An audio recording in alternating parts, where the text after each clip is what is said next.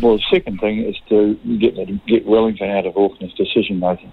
But coming back to we only have two assets, the airport shares and the port, and they both suffer under the same risk profile as the city.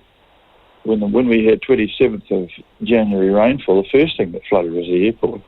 And so you can't call on a disabled asset to help you. And if we have a tsunami, the first thing will go will be the port. So and they're both very poor performers. They only return about 2% and it costs us 5.5% in interest to own them.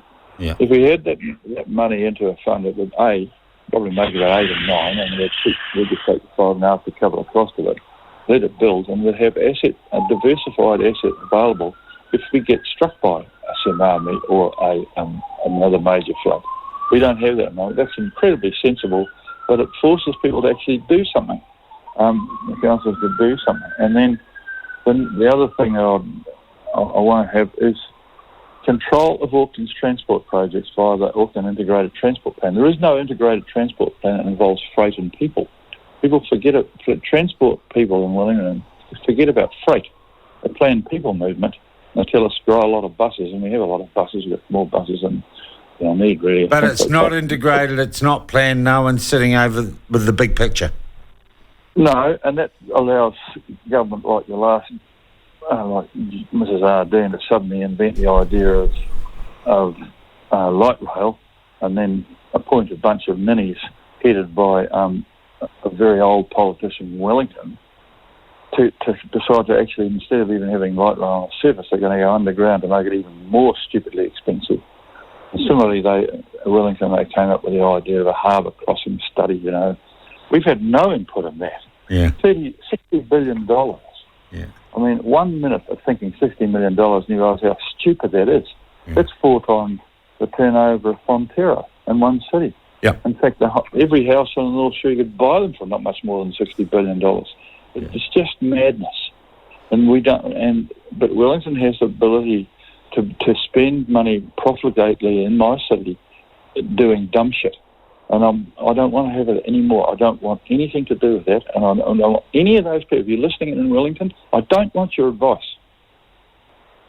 You can't tell me that in Auckland, where the biggest engineering firms are, and 1.6 million people, there's nobody here who knows how to do those things better than you do. We don't even have the ability to set parking fines. People in Wellington think they know how to set parking fines. The net result of that is the parking fine in Auckland is $12. So consequently, nobody pays to park. It's the same in Gore. It's $12 in Gore. I imagine it's quite a frightening thing in Gore, but it certainly isn't up here. Sounds like you're laying down the gauntlet, Wayne. You're saying Auckland wants its own power back. Auckland really does want some autonomy to do what's good for Auckland. Auckland virtually elected National. They were about 10% higher for National in Auckland than across the rest of the country. Yeah. And Mr. Luxon knows that, and my only worry is they go down to Wellington, they're surrounded by a bunch of clever old mandarins who've seen through dozens of government and say, we'll watch these children and we'll sort them out. So that's why I don't go to Wellington, because if you go down there, you get in a room full of people like that. And they know how to worm their way around it.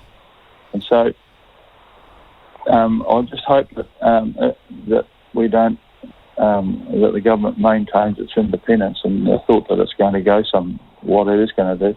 They've done it. Simeon Brown has started off with pulling a few things, but you can't just pull things, you got to put something back. Yeah. But it's a bad start, and I'll be making sure they stick with what they said they were going to do. I'm kind of old school, hard nosed, really. Yeah.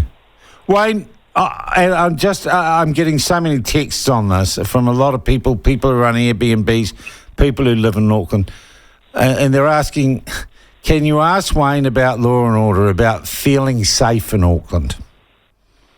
Well, there's two things to that, actually. I'm just about to, after I finish talking, I'm actually going along K Road to talk to some small businesses. I live in K Road, which is a centre of disorder in some ways, and that's often as a result of, again, mindless dumb shit from Wellington. There's a thing called the Housing and Urban Development. I'd never heard of this. It's a ministry.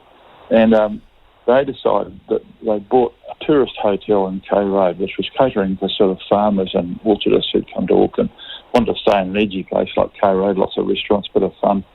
So they brought that so that those people, the sort of moderately well-off rural New Zealanders who come to Auckland for a weekend, lost that opportunity, and it was replaced by filling it up with 501s and mental health patients right in the middle of Karangapi Road. And so things went from edgy to dangerous.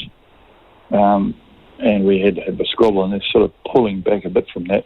We now have police on beat in K Road and Queen Street. As far as Ram Roads, 4 of my tenants, I live on commercial tenants from buildings I've built, and 4 of them have been ram raided in the last 2 years, so I know about it as a real thing, and we've had an armed robbery on my premises as well. So it's not just a theory to me, it's an important issue. I am on the ground in Otahu, a very rough area, tough area, and that's actually safer than Queen Street because the business associations spend the money that they get on a lot of it. The largest thing they spend on there is security. But the Queen Street Business Association, known particularly at the heart of our city, doesn't